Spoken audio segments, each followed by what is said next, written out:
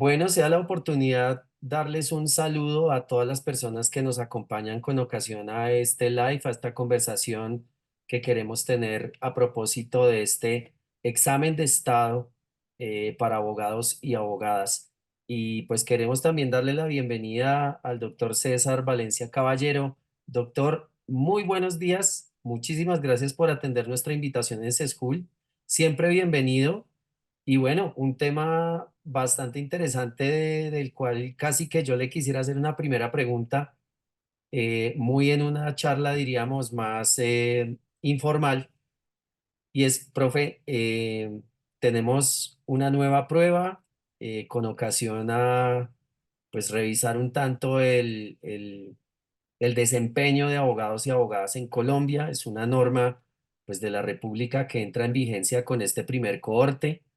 Nosotros en CESCUL hemos tenido una gran cantidad de personas preguntando sobre la prueba, pero yo quisiera empezar diciéndole cuál es la impresión que a usted le genera esta evaluación, porque del otro lado también tenemos un ECAES que valga la pena, pues para muchas de las personas que están culminando sus estudios universitarios, creería uno que es lo mismo, pero ¿qué diferencia esta prueba del ECAES y por qué esta prueba? Tal vez la primera pregunta y de verdad saludarlo, mucho gusto. Muchas gracias, querido profesor Alex. Como siempre, muy feliz de estar en mi casa, CESCUL, y dirigiéndome a cada una de las personas que nos están viendo a esta hora. Bueno, se viene un reto tremendo, no visto pues en el ejercicio de la abogacía en Colombia, y es que ahora los abogados o abogadas que pretendan ejercer en la representación de terceros tendrán que presentar un examen de habilitación para el ejercicio de esa función. Bien interesante, ¿no? Lo tenemos como en otros países, como una forma de generar rigor para el ejercicio de esta profesión, que entre otras cosas, la Corte Constitucional considera que es un asunto riesgoso, ¿no? Es decir, es un asunto riesgoso que los abogados y abogadas que ejercen una profesión en la que eventualmente se va a definir los derechos o los deberes de los seres humanos, pueden estar en riesgo y pueden estar en riesgo si no se asesora de forma correcta o no se llevan los casos como debe hacerse desde una perspectiva ética. Respecto a la pregunta que me hace profesor Alex, es algo incluso que vengo pensando desde la expedición de la norma, pero creo que incluso nuestra jurisprudencia nos ha servido para dar respuesta a ello. Y creo que los exámenes que hace el Estado, ECAES, termina siendo unos exámenes para evaluar las instituciones, ¿no? Entonces, nótese que se termina indicando que una universidad X o una escuela de Derecho X, una facultad de Derecho X, sacó los mejores exámenes y a partir de ahí se hace como un proceso de autoevaluación de la institución con el fin de establecer los procesos de mejora y servirá de alguna manera para temas de promoción, eventualmente de las personas que quieran estudiar esta bonita carrera. Esos exámenes, quienes lo han presentado, e insisto, simplemente es un examen que tiene un valor institucional, no es un examen como requisito para efectos de ejercer el litigio. Son exámenes que se presentan que evalúan temas meramente de competencias relacionadas con el saber, es decir, tener como conceptos claros y a partir de allí establecer que toda la malla curricular que se vio a lo largo de todos los semestres implican que el abogado o la abogada pues se formó según la misión y visión que tiene cada institución y cada programa de derecho. ¿Cuál es la diferencia precisamente con el examen que se van a enfrentar con el fin de habilitar la posibilidad de ejercer la representación de terceros? Es que en este caso no basta la aprehensión de los conceptos, sino que además se requiere estar puestos en situación, ¿sí? Es decir, las preguntas que se van a realizar se hace a través de la técnica que viene utilizándose últimamente, creo que de la mejor manera pedagógica, a través de algo que se denomina el test situacional. Y el test situacional no es un enunciado de conceptos, sino es una situación X. Todos los seres humanos tenemos un sinnúmero de problemas en nuestras realidades y a partir de allí van a intervenir los abogados y abogadas. Entonces, lo que se va a plantear es colocar una situación y a partir de esa situación se van a desprender, por ejemplo, tres preguntas y cada una de esas preguntas con cuatro enunciados de respuesta. Una única será acertada, lo que se conoce como preguntas tipo uno.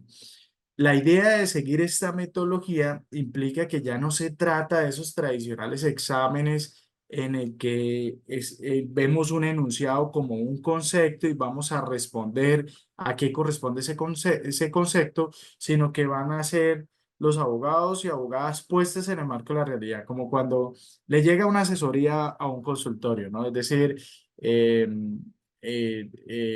señor abogado, abogada, yo vengo porque tuve un familiar que ingresó al servicio de urgencias y murió. Y creo que algo pudo haber ocurrido y quiero saber qué puede acontecer, ¿listo? ¿Qué puede acontecer? Eso podría ser una situación. Y a partir de esa situación, en la que implica que, por supuesto, la persona conozca los conceptos, pues también tendrá que saber qué herramientas se van a utilizar, ¿no? Por ejemplo, dentro del marco de las competencias que se establecen para estos efectos, está el identificar si este es un caso realmente de naturaleza jurídica o no. Entonces tendríamos que decir, oiga, este sí es un caso que debe resolver un abogado o una abogada, o ese es un caso que se resuelve a partir de otra ciencia.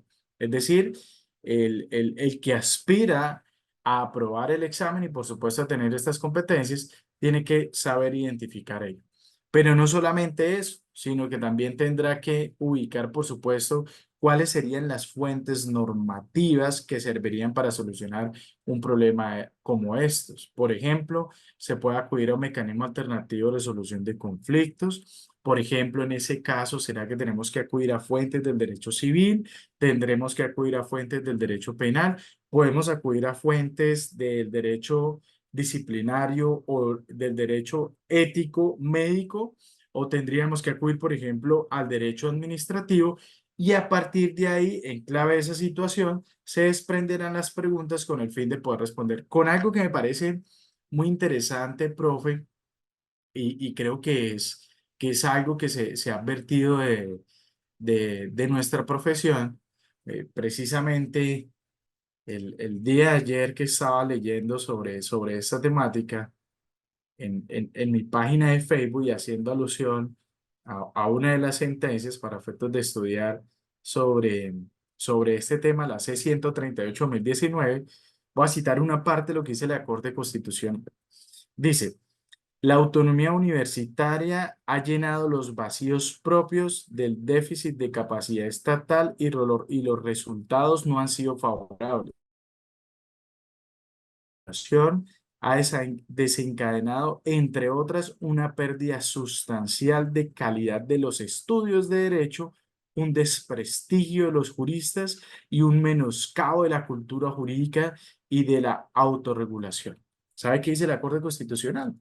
Dice, mire, aquí hay tantas escuelas de derecho que ya no hay forma de controlar la calidad de los profesionales que están egresando para ejercer esta profesión riesgosa. Y por eso es constitucional hacer un examen de este nivel, en el que los vamos a ubicar, por supuesto, en los conceptos, pero van a tener competencias para efectos de resolver las controversias, sabiendo identificar si eso es derecho o no es derecho y a qué herramienta vamos a acudir. Y por supuesto, algo que me parece supremamente valioso, el actuar del profesional con completa ética, como una ética aplicada normativa. Profe, usted señala una cosa que a mí me parece bien importante y es que lo veníamos hablando fuera de cámaras y con la experiencia que tenemos y que pues hemos venido desarrollando con ocasión a diferentes exámenes de estado, no, sin comparar con otros desempeños y para otros fines, pero sí me parece sumamente interesante que de alguna manera estamos saliendo de un marco en el que llevamos muchísimo tiempo y es básicamente el ejercicio de memoria, un ejercicio de memoria retórico con unas preguntas tipo uno, como usted refiere, pero que básicamente buscan indagar históricamente en qué tanta jurisprudencia o en qué tantos ámbitos normativos estrictamente exegéticos conoce la persona a ser evaluada. Y creo que estamos evolucionando a cómo interactúa un abogado en un ejercicio profesional. Otra cosa que yo relevo de este examen es que a diferencia de otros exámenes, la guía es bastante sintética, es muy clara. Esto de hacer una evaluación de tres grandes grupos de competencias que a veces sus nombres son muy rimbombantes, de pronto no son tan familiares como son ese diagnóstico jurídico que usted refiere, donde tendremos 21 preguntas, vale la pena decirlo, esas tres grandes grupos de competencias tendrían tres números pues de preguntas, 21 preguntas por cada uno.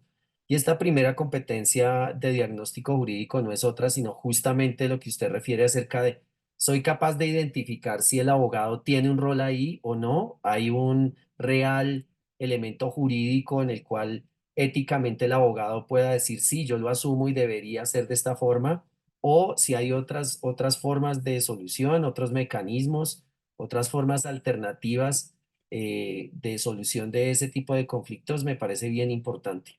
Hay una segunda gran línea de competencias que son la comunicación en el ámbito jurídico. No sé si quiere que profundicemos en ellas, pero son sumamente claves en términos de otro grupo de 21 preguntas y se busca un tanto qué tanta habilidad tiene ese abogado o esa abogada para establecer ese diálogo tanto en escritos jurídicos como con diferentes actores dentro del escenario y el ámbito de su competencia. ¿Usted cómo ve ese segundo gran grupo de competencias? Importantísimo, profe. Es decir, miren, hay sanciones de la Comisión de Disciplina Judicial a litigantes y por supuesto también a funcionarios judiciales por el trato o el lenguaje que se pueda utilizar en el desarrollo de, por ejemplo, de unas audiencias.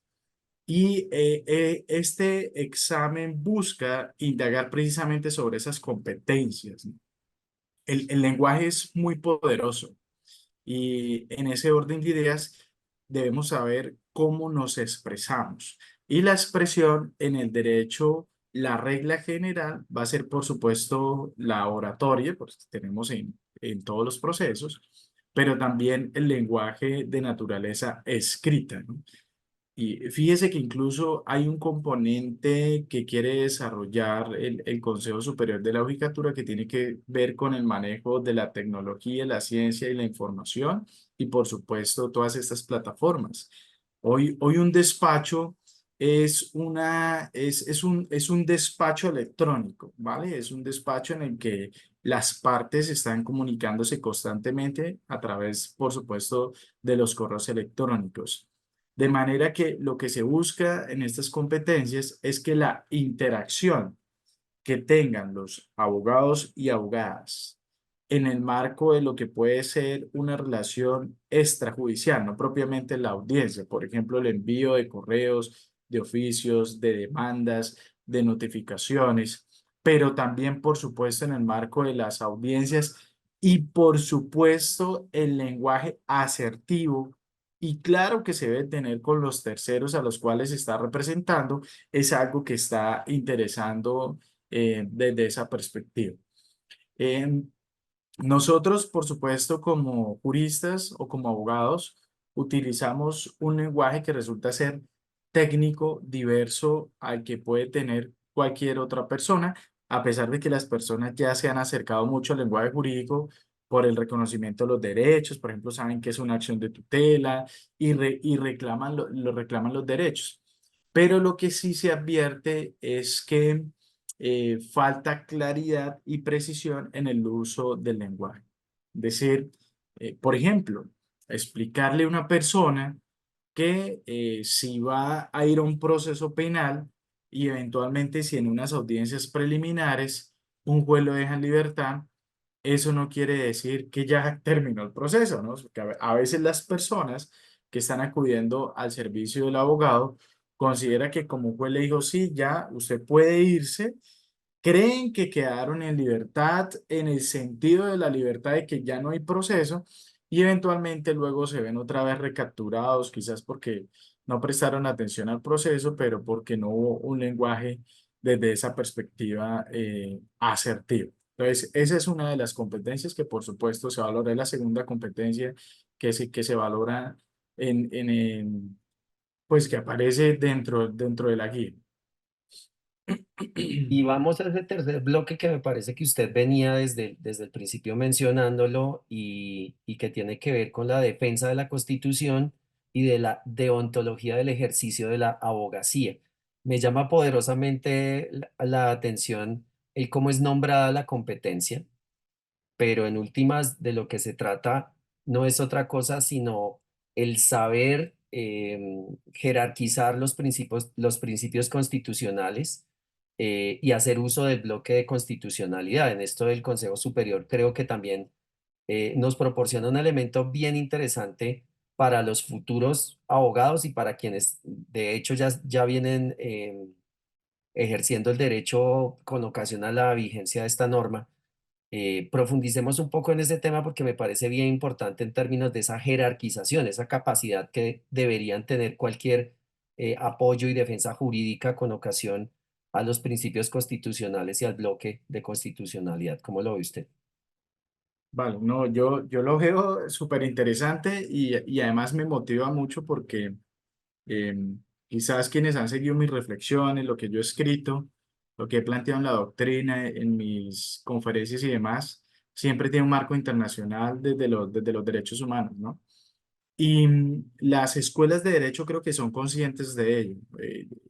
Yo creo que esta generación, la que va a presentar este examen, es una generación que se ha formado bajo la idea de la comprensión de qué es un Estado social y democrático de derecho, cuáles son los derechos fundamentales, la importancia de los principios y valores constitucionales, la importancia de la Constitución en el sistema de fuentes de derecho. La Constitución es norma de normas y, por supuesto, la comprensión de que hacer alusión al derecho constitucional no es solo lo que está en nuestra Constitución, sino que también se va a referir a todo el corpus juris internacional en materia especialmente de derechos humanos, que es lo que se denomina el bloque de constitucionalidad.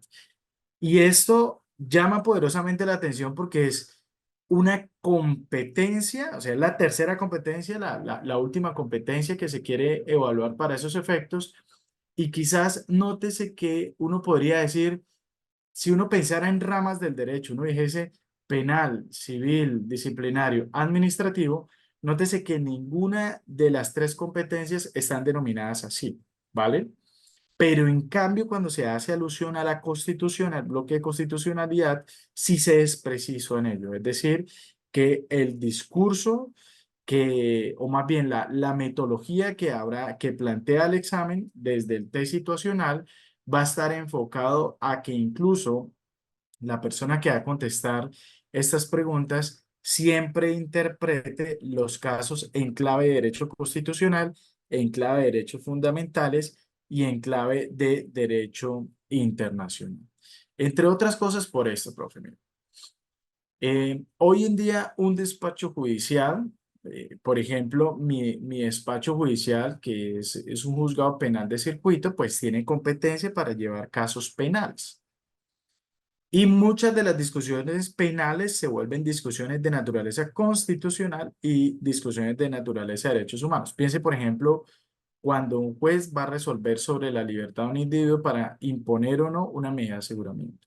La discusión tiene que ver con un principio, con un derecho fundamental llamado la libertad, y eso nos lleva, por supuesto, al derecho internacional para efectos de hacer esas interpretaciones. Pero no es lo único, porque también se conocen las acciones de tutela o, por ejemplo, las acciones de habeas corpus que son en cantidad en los despachos judiciales.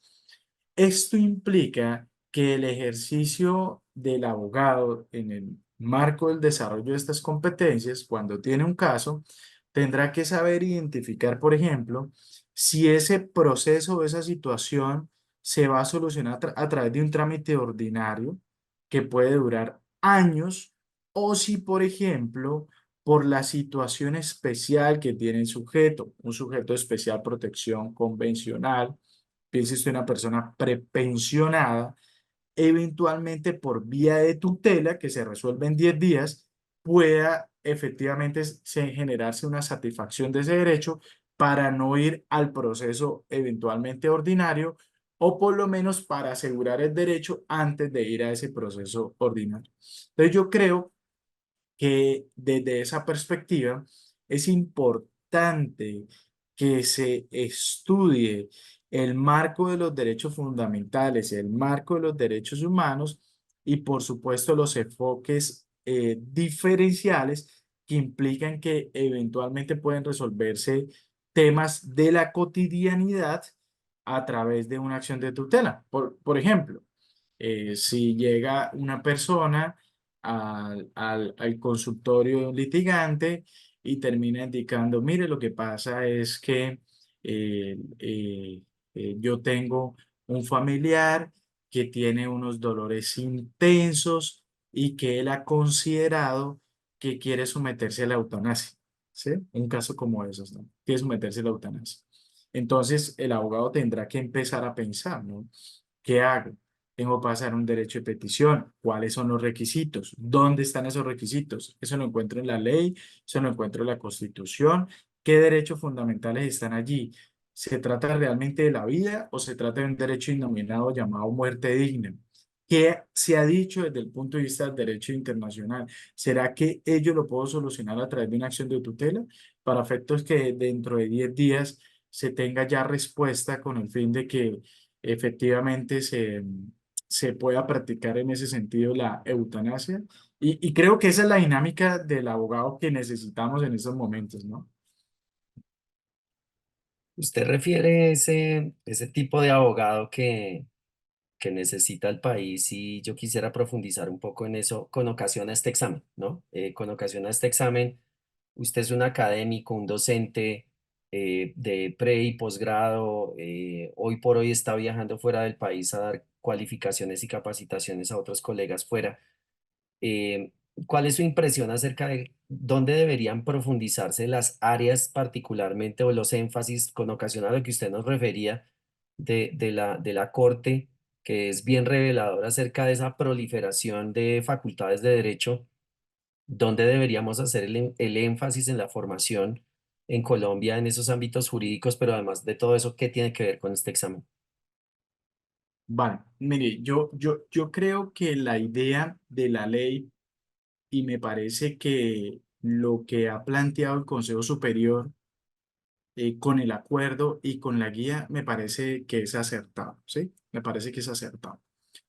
¿Por qué creo que es acertado? Porque a propósito de la lectura que hacía del pedacito de lo que dice la Corte Constitucional, se reconoce que, eh, profesor Ale, yo recuerdo que cuando estaba estudiando Derecho y logré graduarme y tuve que trabajar y ahorrar mucho, me compré un spa. Y entonces me dijeron, uy, qué curioso porque uno sale a la calle y lo primero que ve es un abogado y un spa. Y ahí estaba, un abogado recién graduado y un spa. Claro, porque es que muchas personas estudian derecho, ¿sí? Es decir, por la proliferación que hay en ese sentido de carreras, de la carrera, perdón. Pero el tema está de, bueno, ¿y cuántos de todo ese montón tienen las competencias para ejercer esta actividad o esta profesión que termina siendo riesgosa para los derechos de las personas que depositan la confianza en un ser humano con el fin de gestionar el caso? Entonces, ¿qué es lo que se advierte ya desde el punto de vista práctico? El ejercicio del litigio. Por supuesto, hay abogados y abogadas brillantes que plantean argumentos que resultan ser contundentes y sólidos. Pero también uno encuentra, y eso en el marco del ejercicio del litigio y en el marco de la función pública también, uno encuentra problemas, por ejemplo, en la argumentación. ¿Listo? Fíjense que la segunda competencia que le está apostando a la comunicación, tanto escrita y verbal, tiene ese lenguaje de la argumentación. Por ejemplo, ¿será adecuado en el marco de la argumentación que un texto de una demanda, de una contestación o un alegato de conclusión se extienda en un número de páginas? O sea, ¿eso es acertado?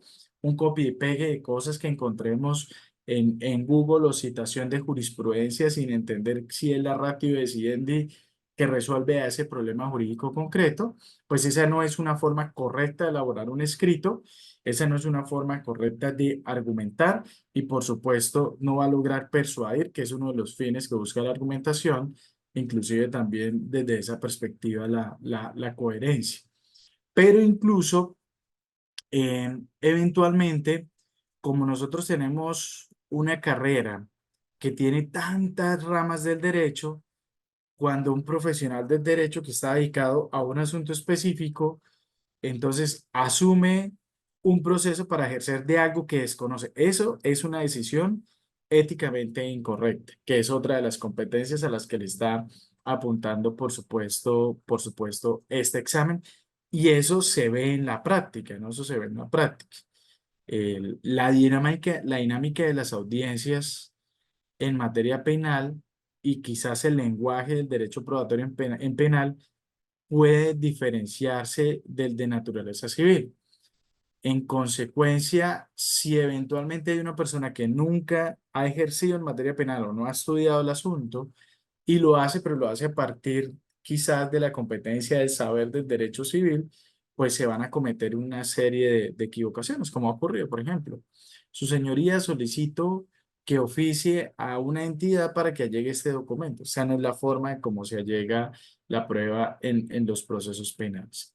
Entonces, lo que uno encuentra es un ejercicio de litigio o un ejercicio de la profesión para no colocar en exclusión a los litigantes, porque insisto, eso es un problema de todos y de todas, y en el que no hay correctas argumentaciones, no hay correctos usos del lenguaje, quizás están interactuando en procesos en los que no se tienen las competencias para efectos de resolver el asunto que ha sido sometido a la gestión, a la confianza por parte de un cliente.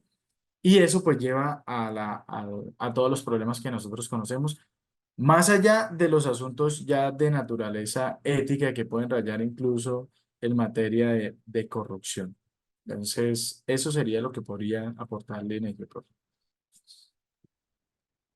Profe, justamente usted refiere una pregunta que también nos han transmitido y es cómo aplicar un examen de idoneidad con tantas ramas y tantos ámbitos en los cuales trabaja un abogado. Y usted lo refiere bien, o sea, una cosa muchas veces es el ámbito de desempeño penal, el civil tiene sus particularidades, pero creo que el examen busca de alguna manera proponernos un margen de acción mucho más amplio. ¿Cómo responderles a esas personas que dicen, no, pero es que yo me especialicé en penal y ahora quién sabe con qué me van a salir en civil?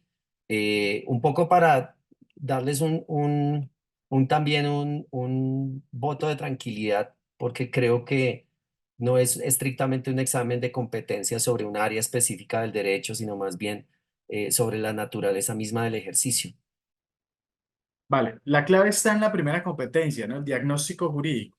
Es decir, no se trata como el estilo de CAES de ir a responder una serie de conceptos de penal, civil, constitucional, laboral, sino que lo que se busca es que ese primer encuentro, ese primer diálogo con la persona, el abogado tenga la competencia para hacer el diagnóstico, ¿sí? Para hacer el diagnóstico. Entonces, fíjense el caso que yo les puse al principio, ¿no? Hay un familiar que murió en una institución clínica y la persona va y dice, señor abogado, yo creo que esto murió y digamos en sus términos puede decir, eso fue culpa de de un médico o de una enfermera o de quien está administrando el sistema de salud. Entonces, el examen que busca en el marco de esa competencia, que el abogado, digamos, ahí al abogado no se le exige que sepa, por ejemplo, a profundidad toda la teoría de la imputación objetiva y la posición de garante para efectos de resolver jurídicamente en el marco del derecho penal si se le atribuye o no la responsabilidad, por ejemplo, a un profesional de la salud o a un administrador del sistema de salud. No se le exige que conozca toda la teoría de la responsabilidad del régimen subjetivo, objetivo en materia civil o en materia de derecho administrativo, si es una institución pública no es que se le vaya a exigir que conozca todos los regímenes de responsabilidad, falla probada, falla presunta, etcétera. Es decir, no es la forma que interpretamos del examen, sino que más bien que se ubiquen las fuentes. Por ejemplo, que sepa que si se trata de una institución privada, es decir, una IP es una institución privada, pues la herramienta no va a ser el derecho administrativo, ¿sí? No va a ser el derecho administrativo. Entonces, el abogado sabrá que una forma de solucionar esa situación es a través de la herramienta del derecho civil, ¿vale? O por ejemplo, como se trata de una persona que ha fallecido, podría ser la herramienta del derecho penal, haciendo alusión a un eventual homicidio culposo. O, por ejemplo, si están allí médicos inmiscuidos, podría ser la herramienta del derecho ético médico, por ejemplo, desde esa perspectiva. O, por ejemplo, si está inmiscuido en una institución pública, ahí sí sería del derecho administrativo. Y a partir de ahí, digamos, de ubicar, de hacer ese diagnóstico, lo que se espera es ahora sí la decisión ética del abogado, ¿no? Es decir, hombre, si es una persona especializada en el marco del derecho civil, pues habrá ahora sí esas discusiones de responsabilidad. Es decir, vamos a iniciar un proceso de responsabilidad, es una responsabilidad extracontractual, la fuente será el daño, empezar a hacer todo el análisis respectivo, pero una decisión ética es, por ejemplo, si no hemos interactuado en el marco del derecho penal, si no tenemos las competencias para ello, por ejemplo, una pregunta ética sería, en ese sentido, si usted no las tiene, lo que podría hacer es para el tema penal, remítalo a un colega, ¿sí? No asumir con el riesgo que puede generar para la persona que está acudiendo al ejercicio, por supuesto, de la gestión. Entonces yo creo que ahí es donde está la clave. O sea, la clave no es estudiar para profundizar los contenidos teóricos del derecho, porque eso ya está evaluado por la institución universitaria. En el ejercicio de la autonomía universitaria, se supone que esas competencias del saber ya las tiene la persona que ha aprobado una malla curricular, que además es valorado institucionalmente con los exámenes que se hacen, los ECAES para efectos de la institución, pero en este caso ya es, insisto, no el tema conceptual en profundidad, pero sí a partir de allí cómo resolvemos los conflictos, ¿no? Cómo resolvemos los conflictos y qué herramientas podemos utilizar para esos efectos. Pues yo le quisiera dar un poco de respuesta rápida a una serie de preguntas que nos vienen haciendo a propósito tanto de las redes sociales como de los mismos canales de SESJUL y nos preguntan cosas como ¿cuántas serán las preguntas y el tiempo para responderlas? Son 63 preguntas, según nos indica la guía, con 5 horas para resolverlas. Y me parece interesante el tiempo versus las preguntas. Usualmente estamos habituados a exámenes de 100 preguntas con un tiempo de 4,5 horas. A mí me hace inferir que este examen tiene un componente escritural bastante importante. O sea, comprensión lectora va a ser un elemento significativo. ¿Usted qué opina al respecto?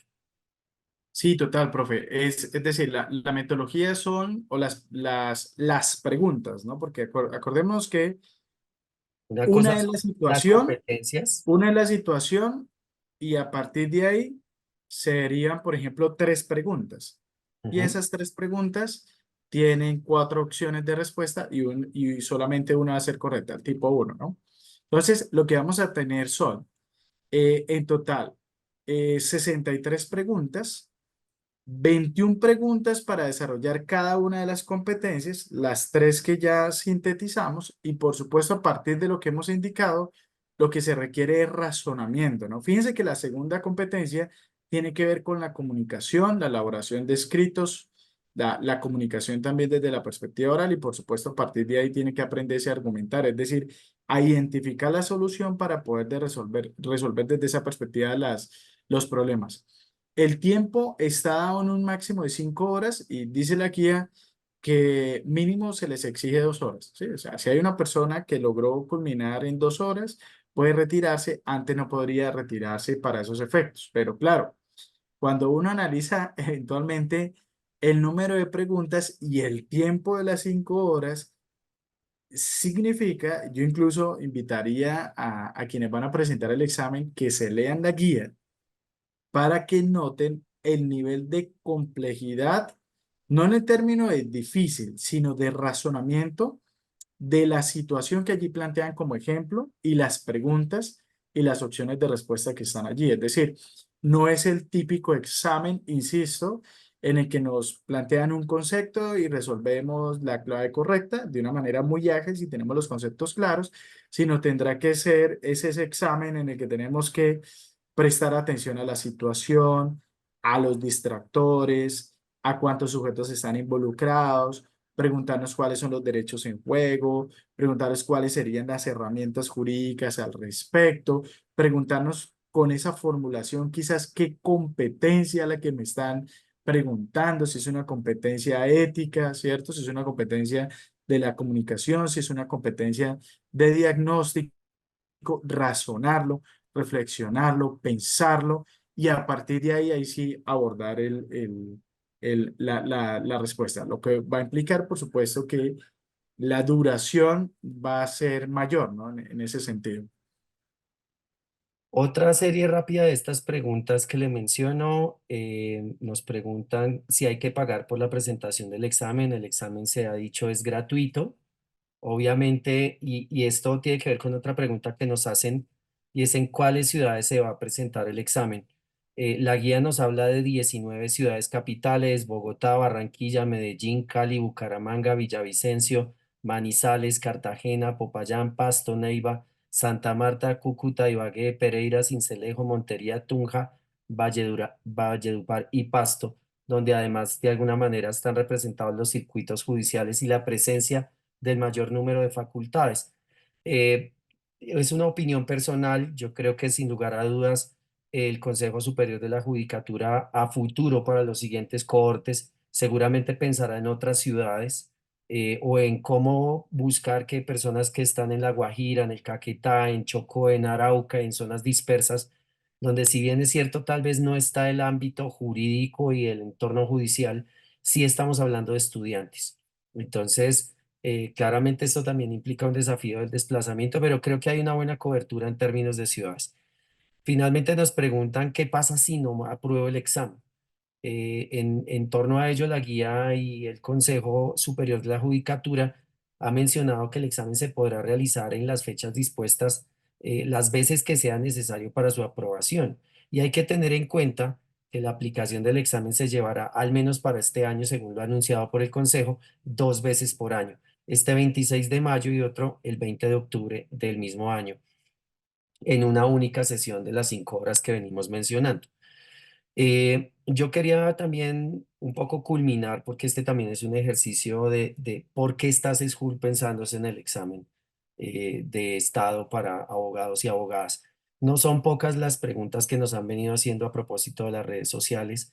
Esta es una charla también para contarles cuáles son esas diferencias de la prueba, pero quiero también tener el privilegio de presentar el curso que venimos diseñando, profe César, y que tiene que ver justamente con buscar hacer de un lado un simulacro y un simulacro, diríamos, contextualizado.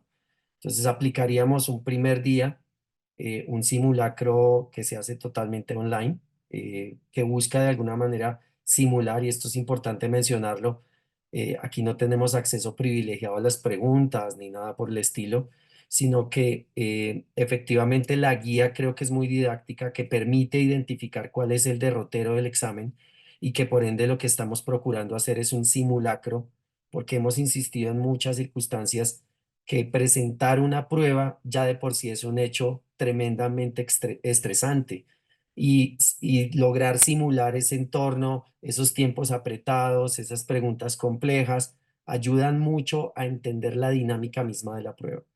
Y posteriormente, en otras sesiones con usted, maestro, tendremos ese gusto de escuchar un poco sus reflexiones acerca de estos grandes grupos de competencias, el cómo juega lo constitucional en estos derroteros y el ámbito internacional de derechos humanos que va a ser muy importante. Y asimismo como esa categorización y los elementos que venimos planteando. Así que de verdad también es una invitación a quienes nos quieran acompañar en este concurso, en este curso de cualificación para la presentación de la prueba. La información estará debajo de este video para quienes estén interesados. Y yo tal vez quisiera terminar con esta presentación y esta breve charla el día de hoy, maestro, preguntándole cuáles son para ustedes esas recomendaciones adicionales que deberían tener las personas que se van a enfrentar en no más de 3 semanas a este examen de estado.